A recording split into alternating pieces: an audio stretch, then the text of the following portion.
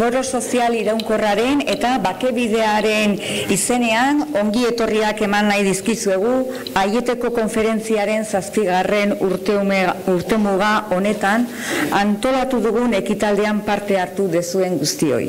Alkate jauna, nazioarteko komunitateko ordezkariak, alderdi politikoetako ordezkariak, sindikatuetako ordezkariak eta gizarte zibiletako ordezkari guztiei ongi etorri. 7 años después de la conferencia de Aiete, volvemos a este emblemático palacio para poner en valor el trabajo realizado por los diferentes actores que están colaborando para que el proceso de paz avance. En esta ocasión, además, creemos que ha llegado el momento de agradecer expresamente su compromiso a los miembros de la comunidad internacional, a los aquí presentes, a los que no han venido por diferentes razones y a los que, por desgracia, ya no están entre nosotros y nosotras, como es el caso de Kofi Annan. Baina natol horrekin hasi baino lehen eta Donostiako alkateari hitza eman baino lehen, uste dugu bidezkoa dela gogoratzea, duela 2 urte nun ginen eta zein egoeratan gauden gaur. Batzuetan perspektiba galtzen dugulako eta egin ditugun aurrerapenei ez diegulako duten balioa ematen. Izan ere, orain dela 2 urte armagabetze eta etaren desegitea blokeatuak zeuden. Irtenbiderik ez zegoela zirudien, baina nazioarteko estandarrak eskuetan eta gizarte zibilaren inplikazioarekin bi korapilo horiek askatu dira. Muchos son los avances que se han producido en los últimos 2 años en la resolución del llamado conflicto vasco. Los avances más conocidos son seguramente los del desarme civil y la disolución de ETA, pero no debemos olvidar los importantes avances en términos de reconocimiento de las víctimas de todas las expresiones de violencia, los amplios acuerdos sobre la reintegración de los presos y presas y el diálogo político entre los partidos políticos y diversos agentes sociales. Y acompañando al proceso de paz, siempre hemos contado con la mano amiga, el de la comunidad internacional. Bihotz bihotzez eskerrik asko zuei. Eta orain bai, Donostiako alkate jaunari, Eneko Goian jaunari, zurea daitza.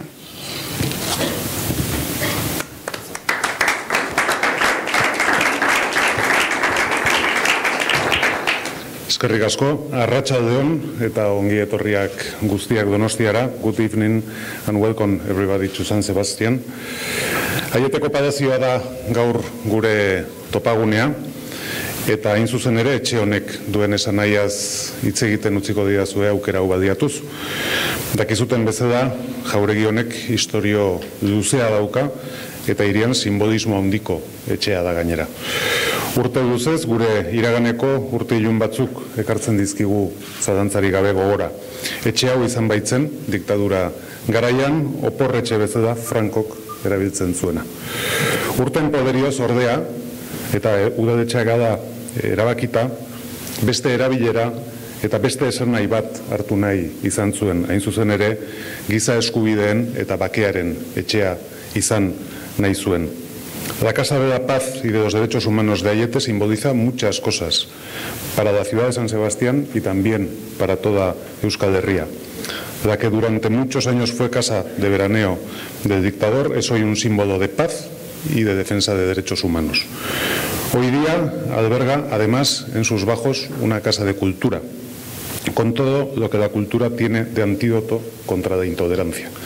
Y hace 7 años, además, albergó una conferencia que supuso un hito de gran importancia en el camino de nuestro pueblo hacia el final de la violencia. Gaur, aipamen berezia egin nahi dut, eta nekanek ere egin duen modura. Gainera, konferentzia hartan parte hartu zuen Kofi Annan jaunari. Bere izena eta bere oroimena betirako geratuko dira etxe honi lotuta.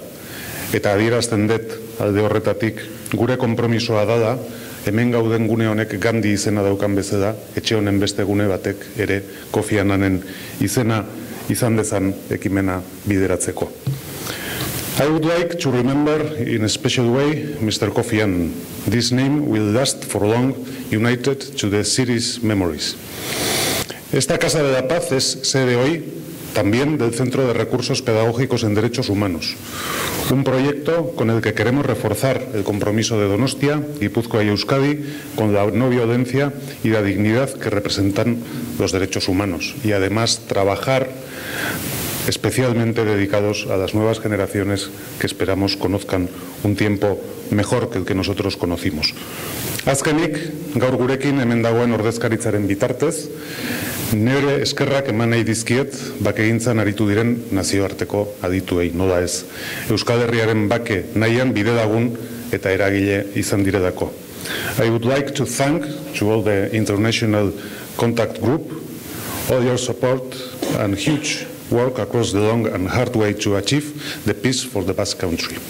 Zorionez, Donostia eta Euskal Herria gaur bakearen lur baitira, eta hala bedi luzaroan, horretarako lan egiten jarraitu dezagula. Bihotz-bihotzez, mila esker.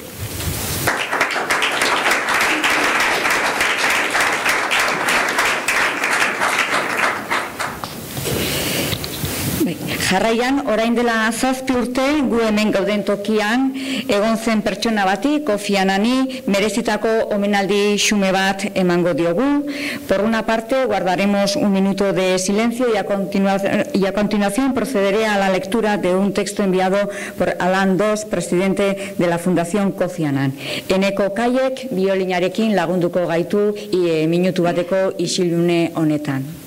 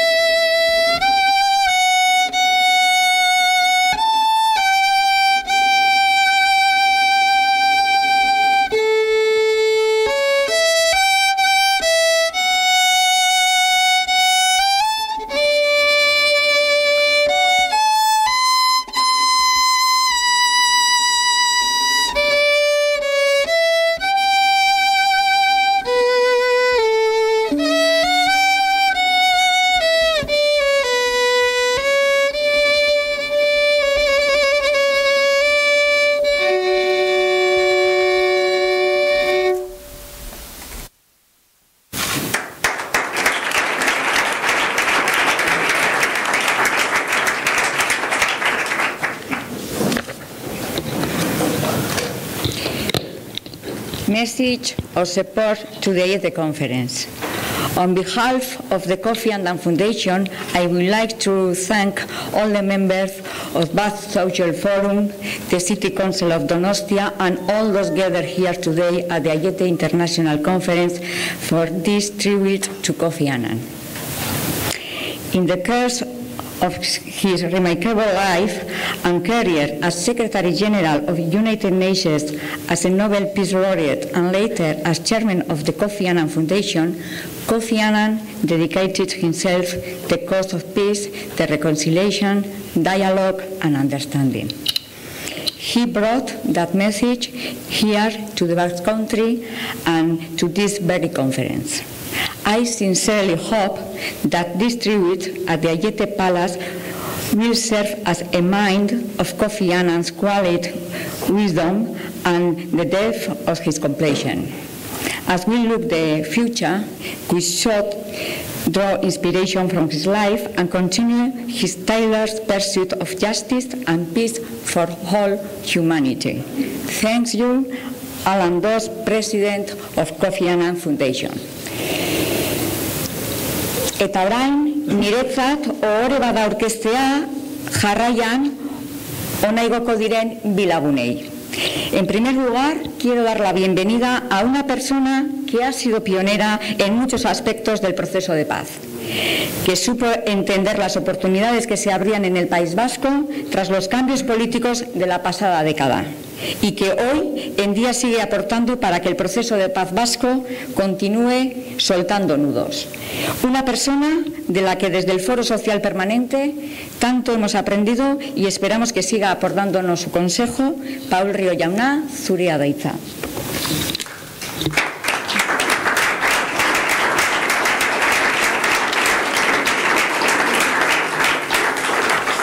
Eskerrik asko, baina gaurko protagonistak aie dira eta benetan niretzat ohore bada aurkeztea Brian Currin eta Ray Kendall, Alberto Spetorowski eta orokorrean Harremanetarako Taldea.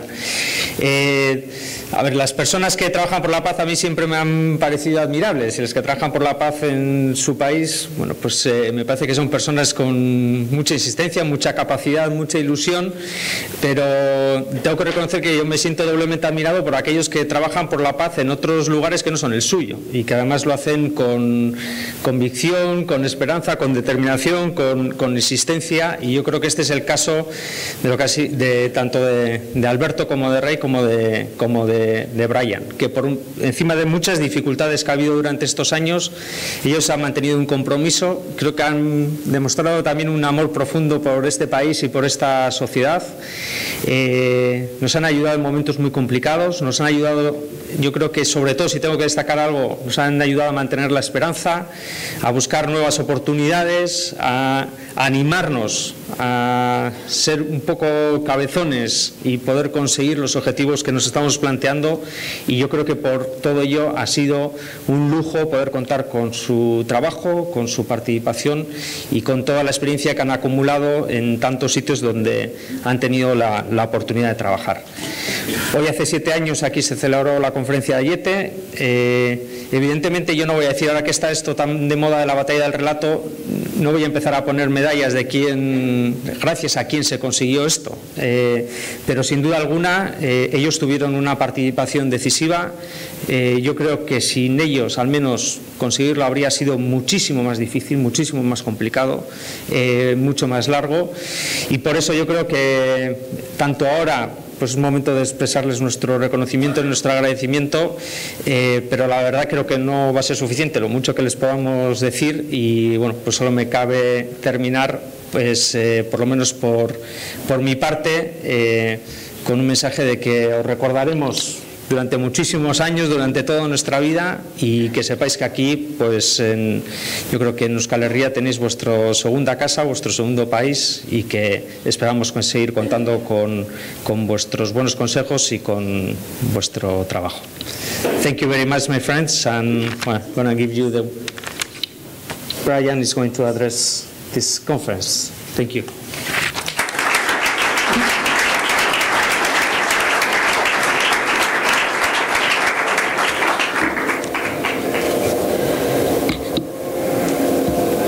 buenas tardes, Arratzalde on. Today we are announcing the dissolution of the International Contact Group. It's a group that, as you all know, was established many, many years ago. It's only about half the time that I've been coming to this wonderful country. My first visit was in 2004. So it has been a long, long journey.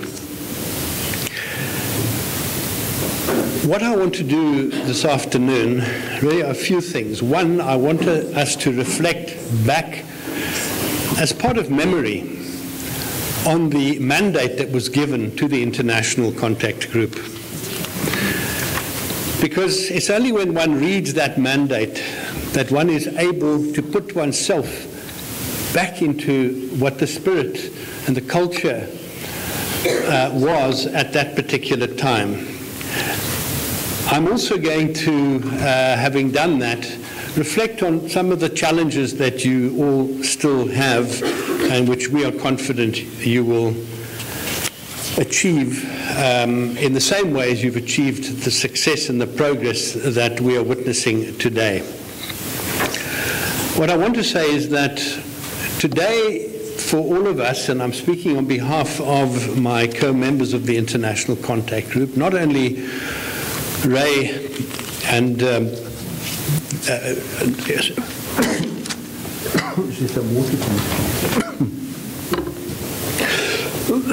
excuse me.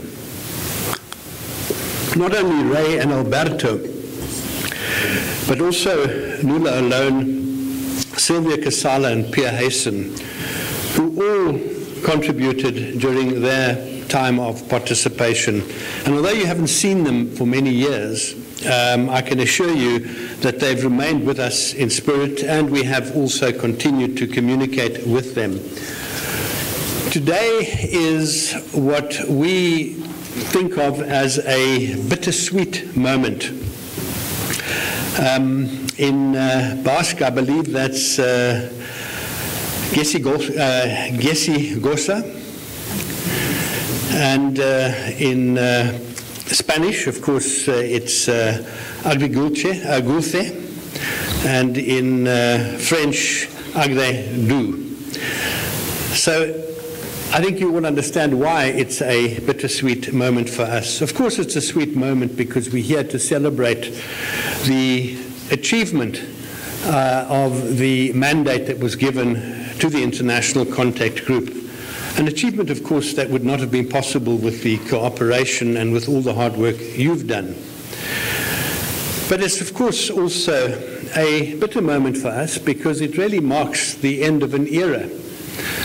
It marks the end of more than a decade of my life, almost 2 decades, a decade and a half of my life, and certainly a decade of the lives of my co-members. Our experience here has been a remarkable one. We've all learned hugely from it. We've witnessed a peace process which we believe is unique in the world. It's unique because it is a peace process that for most of the time was driven by civil society without participation or engagement from governments. I'll come back to that in a little moment. I mean, even the International Contact Group is a civil society organization. International contact groups normally consist of high-standing political figures, representatives of the United Nations, European Union, such structures who are then seconded to a country and asked to set up an international contact group. This wasn't done this way. This was an initiative from civil society which resulted in a civil society international contact group. And that is unique. You won't find it elsewhere, and it is a model that we think, as Basque society, you will in future years take and transfer to other jurisdictions where circumstances may be similar. Let me now go and have a reflection on the mandate that was given to the International Contact Group. Just to sketch the history, which I'm sure you all will remember when I mention it, and you probably know it in any event.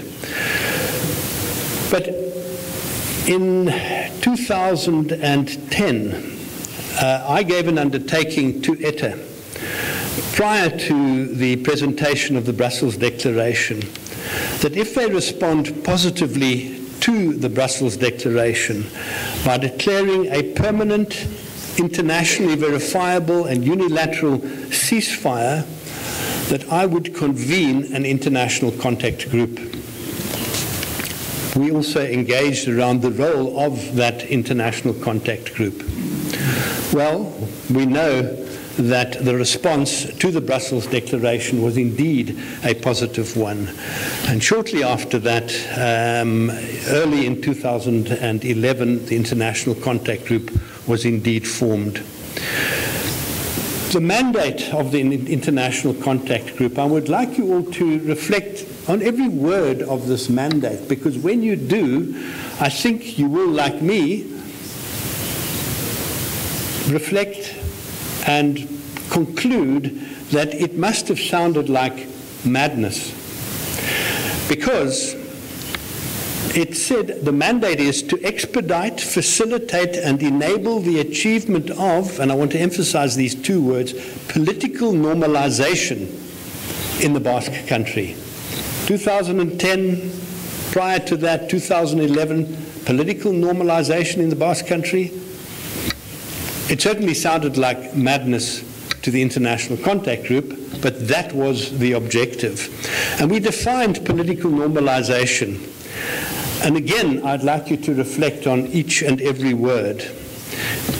In 2010, political normalization would be an inclusive and transparent political dispensation based on exclusively democratic means, in the total absence of violence or threats of violence from whatever source, where a broad, shared legal and political frame would be agreed upon, which would guarantee a scenario of stability where all democratic projects could be both defended and materialized.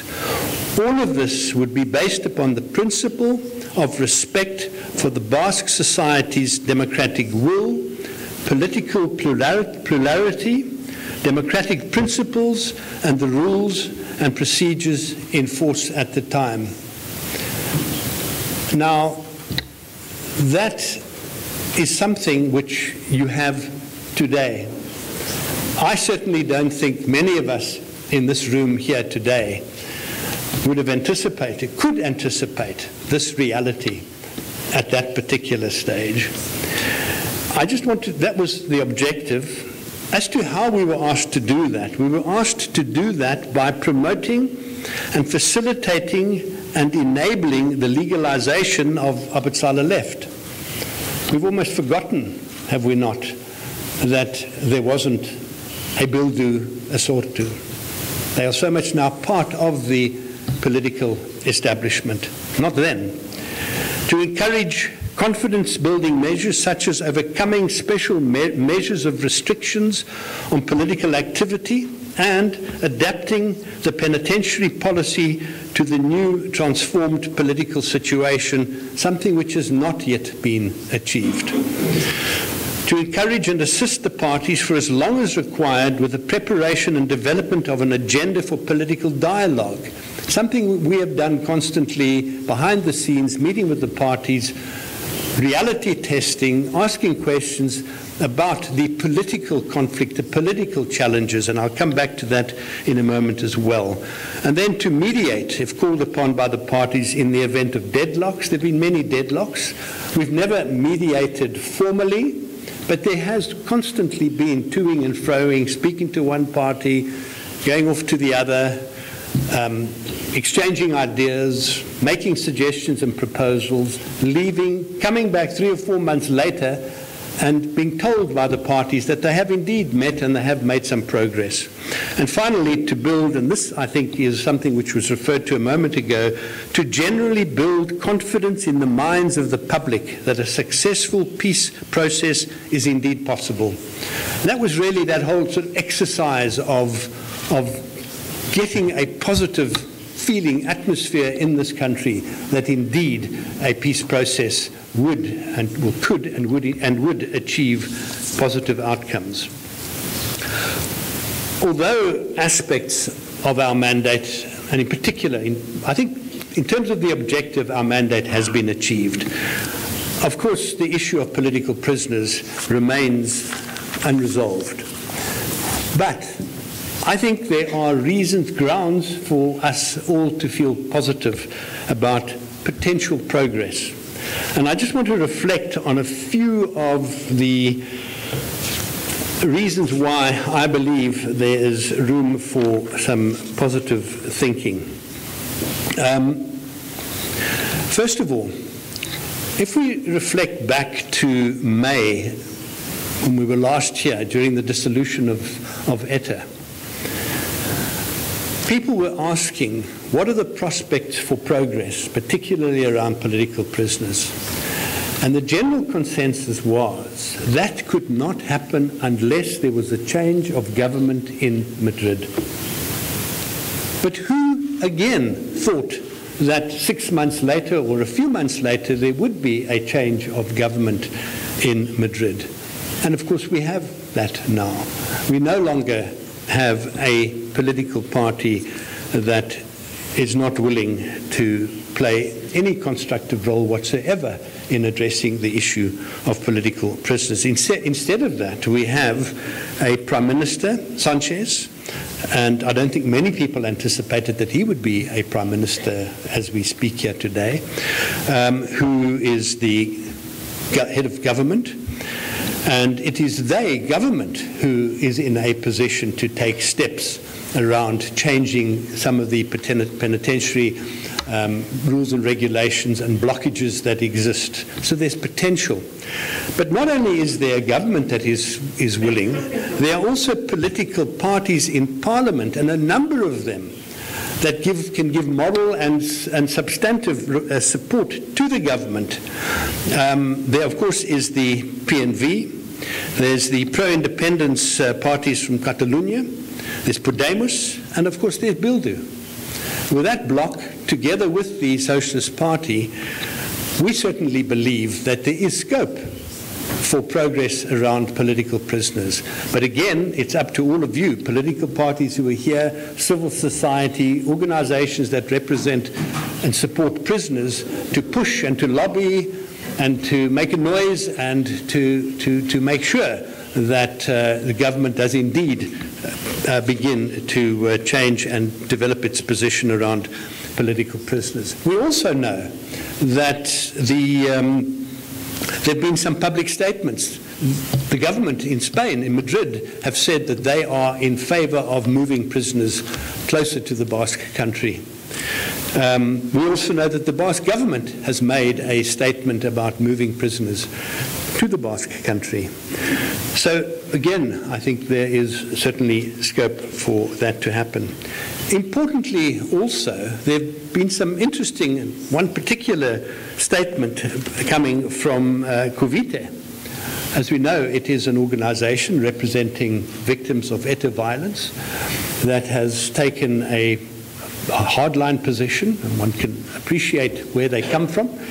They've taken a hardline position around prisoners, but they've made a statement to the effect that they would support the return of prisoners, not to the Basque country, but closer to the Basque country if it meets legal requirements.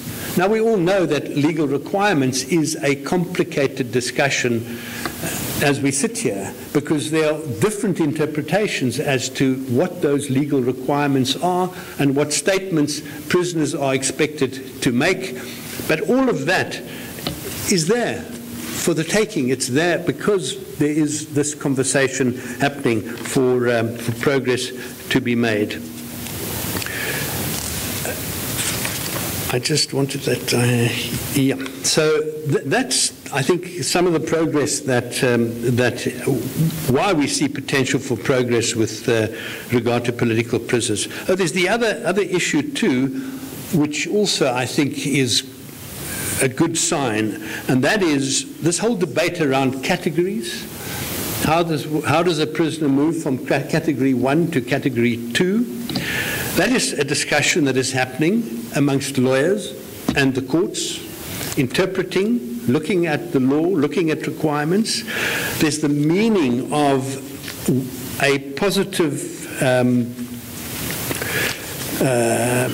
perspective of integration.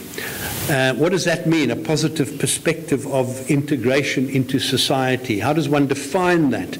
Now, although there's not yet agreement on what that means, it is important that it is a discussion that is happening at that level. And then very importantly also, as we know, since the dissolution of ETA, the prisoners are no longer ETA prisoners, and they now are being treated and can be treated as individuals. And the prisoners are asking for guidelines and a roadmap. So they too are challenging themselves and asking for guidelines and a roadmap so that they have some level of certainty as to what they need to do in order to achieve levels of remission and shortening of their sentences. So all of these things are happening at the same time. Who knows what's going to be happening in 6 months? We don't. But the fact of the matter is these positive indicators are there. With regard to victims also, another area which requires progress, but progress is being made in regard to victims and reconciliation, both at a Basque government level. We've had discussions with government around that, and certainly we know that there is a lot of thought is going into that, and there is progress, but also among civil society. Civil society continues to play a hugely significant role in facilitating dialogue between different victims of violence, between individuals who are victims of ETA violence and individuals who are victims of state violence. And all of that is absolutely essential in the whole process of achieving reconciliation. We believe at the moment a law is being passed to recognize victims of police brutality, which has not been the case previously, and that too is an important development. We know that there is lobbying and pushing from political parties within the Obotsala side saying that that is not enough, but so again there is progress, and one doesn't know where that is going to go to in the future. So we look at that. We are not going to be here. We don't think that you need us. We think that you've proved to yourselves that you are able to achieve these incredible things that have happened over the last decade. Lots of the groundwork has been done, and with this progress so far, we think you can only build on that. Having said we're not going to be here, we've been asked by a number of parties, what if there's an issue? What if somewhere down the line there is a blockage? Will you come back? Well, we can't and we won't come back as the international contact group, but certainly all of us are invested in the Basque country, this wonderful country with wonderful people, and we certainly, if we are asked as individuals, 1, 2, 3 or whatever, to come back and help with a particular deadlock, well, we will do so. So I think that that is where we are at the moment, and all it leaves me now to do is to say thank you very, very sincerely to Lukari, and in particular to Paul Rios, because without Lukari, without Paul and his team, the International Contact Group would never ever have been able to do the work that it did. They made themselves available literally 24 hours a day. They did everything that was needed to enable and to ensure that the work that we did was as productive as possible. So we do wish to convey our deep, deep appreciation to Lukari as it was, and in particular to Paul, of course, and the rest of his team. And also, we want to wish the Social Forum and Bakabadea all the best of luck with the future.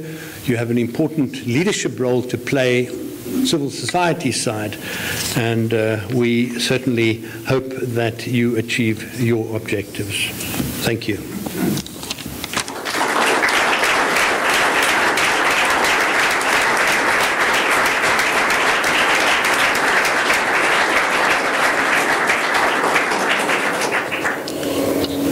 Brian Kurrinek Euskaldun askoren bihotzean lekutxo bat irabazia du. Bakearen alde egindako ekarpenengaitik eta bere konpromezuagaitik ere. Konpromezu honek sarri askotan une zailak pasarazi dizkio, baina bestenik eta Paul Riosen eta Brian Kurrinen mintzaldietan orain eta utxunea gora behera gogo beterik sentitzen gira. Gogoan dugu iaz Brianek hementxe bertan errantziguna. Askotan sentitu genuen bakarrik ari ginela gorditik tiraka. Eta hain zuzen ere, haiengandik ikasi duguna hitz bakar batean laburbildu behar badugu, pertseberantzia da burura datorkigun lehena. Bidea ez da erresa izan. Ez aieteren augetik, ez da oraindik ulergaitza den arren, aieteren ondoren ere. Nola nahi ere, haiek beti egon dira jor. Laguntzeko eta bidea erresteko prest. Eta hemen giren guziok, ongi dakigu, zein zaila den gure herrialdean erraztelana egitea. Foro sozial iraunkorrak bere egindu lokarrik eta bakebideak 2013an bultzatu genuen lehen foro sozialaren energia. Hasieratik, 3 izan dira gure proposamenen ezaugarri nagusiak. Beste prozesu batzuetan aplikatu diren nazioarteko estandarrak aztertzea, gure herrialdeko egoeraren diagnostikoa egitea, eta gure konponbide proposamenak ahalik eta inklusiboenak eta transbertsalenak izatea. Aspaldi honetan gainera, errazte lanetan ere ibiltzen gira mugaren bi aldeetan. Hala ere, hauze da gaur egun gure buruari egiten diogun galdera. Gure prozesua hain berezia izanik, posible zateken hura aurrera eramatea nazioarteko komunitatearen laguntzari gabe? Erantzuna zaila da. Baina ziur gaude, gure prozesua askoz ere zailagoa zatekeela Brian Kurrinen, Alberto Spektorovskiren, Raymond Kendalen, Nuala Oluanen, Pierre Azanen eta Silvia Kazaleren laguntza eskuzabala izan ez bagenu. Gauza jakina da askotariko blokeoak izan direla Aieteko Nazioarteko Konferentziak 2011an ireki zuen prozesuan. Hainbat urtez, blokeo horiek frustrazioa eragin digute guzioi. Blokeo nagusia eta nazioarteko harreman taldea lanean aritu den 7 urte terdi hauetan zailtasun ugari sortu dituena, estatuak ezagri dute. Espainiakoak nagusiki eta Frantziakoak garai batean Espainiaren esanetara jokatzen zuenean. Bestelako blokeoak ere egon dira. Hala nola, auzi semantikoetan gorpuzten ziren eztabaidek eragindakoak, metodoaren ingurukoak, edo protagonismoari lotutakoak. Gure herrian bertan sortutako blokeoak izan dira. Hala eta guztiz, nazioarteko estandarrak erreferentziatzat harturik, Pixkanaka, aurrera pasoak egin ditugu konponbidearen hainbat arlotan. Zehazki, honakoan nabarmendu behar ditugu. Egia, justizia eta erreparazioa indarkeria adierazpen guztien biktima guztientzat, armagabatze zibilerako, etaren desegiterako eta erakundeko kide horien bergizarteratzeko DDR prozesua. Justizia transizionalean sakontzea gatazkaren konponbide osorako transbertsal gisa. Eta azkenik, estatuko segurtasun indarren kopurua eta funtzioak egoera begira egokitzeko helburua duen eta pixkanaka agendan sartzen ari den SSR prozesua. Gure konponbide prozesuan garrantzia handia eman diegu arlo horiei eta haien lanketa lagungarri izan da urratsak egiten segitzeko. Zalantzari gabe, gure prozesuan funtsezkoa da gobernuen, nazioarteko komunitatearen eta gizarte zibilaren arteko triangulazioa, etaren armagabetzean eta desegitean frogatu den bezala. Metodo hori guziz beharrezkoa da eta egokiturik aplikatzen jarraitu beharko dugu aurrerantzean ere. Nazioarteko komunitateak prozesu horietan lagundu du, diskrituki askotan eta publikoki beharrezkoa izan denean. Gogoan ditugu, duela gutxi desegin den nazioarteko egiaztatze batzordea eta egin duen lanaren zaitasuna. Gogoan ditugu, Henri Dunant Fondazioa eta hainbat urtez fokuetatik urrun egin duen lan diskretua. Gogoan ditugu, Jonathan Powell buru zuen taldea eta Kofi Annan bera, beti hurbil eta laguntzeko prest. Eta nola ez, gaurkoan gogoan ditugu, nazioarteko Harreman taldea eta urte hauetan egin duen lan nekeza. Guztiek gure esker ona merezi dute egin duten lanagatik. Baina dena ez abukatua. Orain, hemen bildu garenok konponbidean jarri behar ditugu gaur egun lehentasuna duten hiru gai hauek. Indarkeria adierazpen guztien biktima guztien aitortzerako aurrera pauso sendoak. Preso, ieslari eta deportatu guztien egoerari interbide integrala eman. Eta errelatu guztiak errespetatuko dituen memoria inklusiboa landu. Hiru gai horiek funtsezkoak dira gure herrialdean behin betiko finkatzeko giza eskubideen eta bakearen kulturan oinarritutako bizikidetza demokratikoa. Eta lanean jarraituko dugu norabide horretan. Mila esker.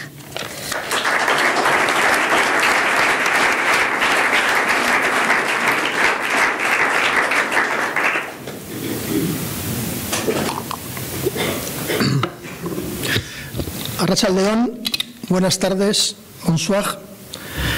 Después de escuchar a los tres miembros del Grupo Internacional de Contacto, antes en la conferencia y ahora en las intervenciones de Paul Ríos y de Brian Currin, a pesar del vacío, nos queda una sensación de satisfacción. El año pasado, en este mismo lugar, Brian nos recordaba que muchas veces sentimos que tirábamos en solitario del carro. Y precisamente, si debemos resumir en una palabra lo que hemos aprendido de ellos, la primera que nos viene a la cabeza es perseverancia. No ha sido un camino fácil, ni antes de Ayete, ni, aunque sea muy difícil de comprender, tampoco después.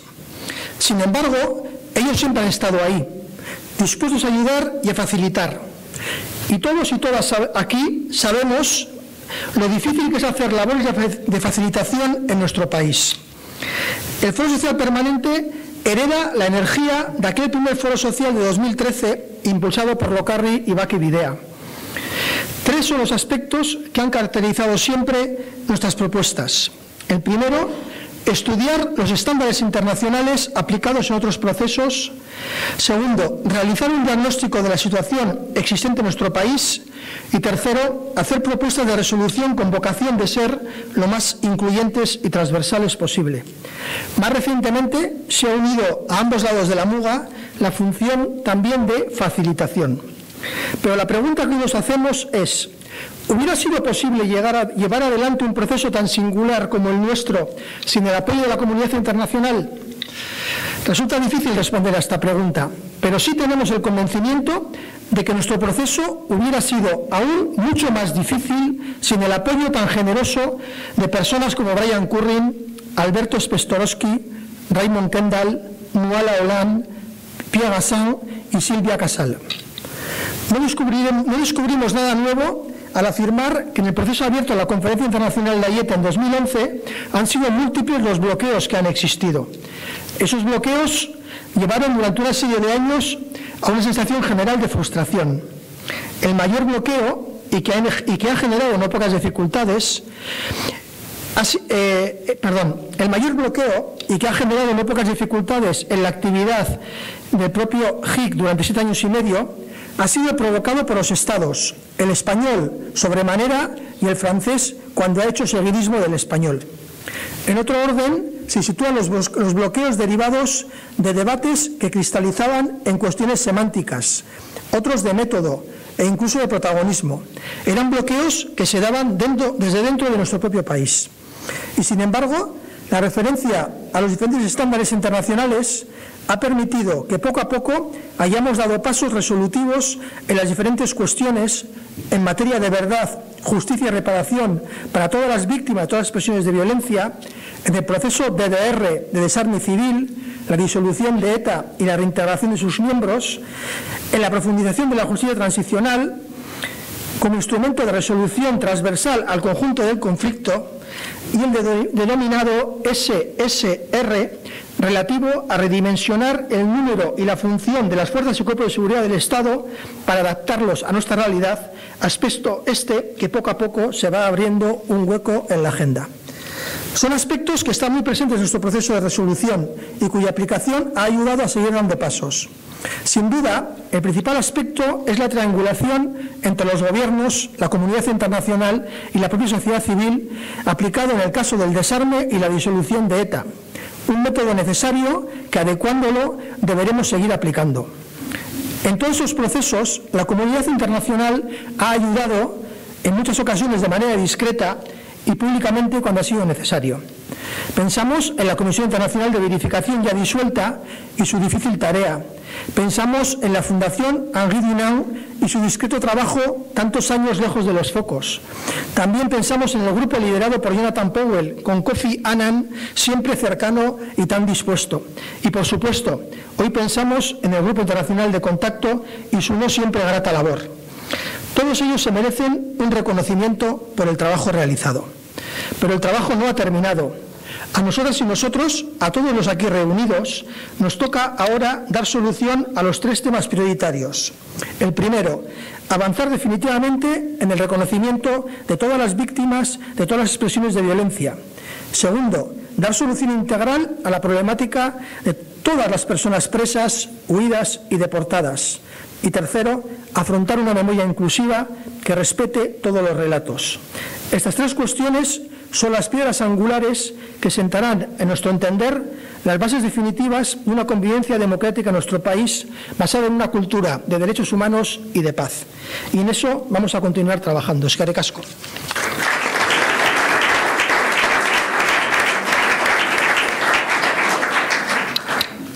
Bai, amaitzeko, ekitaldi honekin amaitzeko, denok batzen gaituena goraipatu nahiko genuke. Herri honek, bere erakundeek, alderdi politikoek, sindikatuek eta gizarte zibilak gatazkaren konponbide integrala nahi dute.